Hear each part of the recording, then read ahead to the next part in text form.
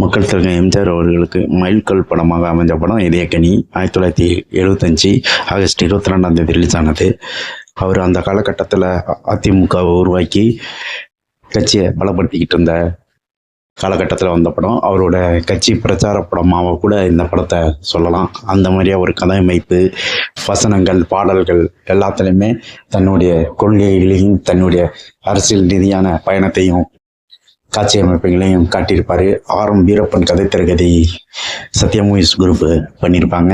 ஜெகநாதன் இயக்கியிருப்பாரு. எம்எஸ்சியோட மியூசிக்கில் பாடல்கள் இந்த படத்துக்கு மிகப்பெரிய ப்ளஸ்ஸாக அமைஞ்சிருக்கும். நீங்கள் நல்லா இருக்கணுங்கிற பாடல் அவருக்காகவே எழுதப்பட்ட பாடலாக இருந்தது. இந்த படத்தோட இதயக்கனிங்கிற டைட்டிலே அண்ணா எம்ஜிஆர் என்னுடைய இதயக்கனின்னு சொன்னதை வச்சு அந்த டைட்டிலே இந்த படத்துக்கு யூஸ் பண்ணியிருப்பாரு. ஒரு நல்ல ஒரு கதை அம்சம்ல பொழுதுபோக்கு உள்ள படமாக அமைஞ்சது. பெரிய வெற்றியை பெற்றுச்சு.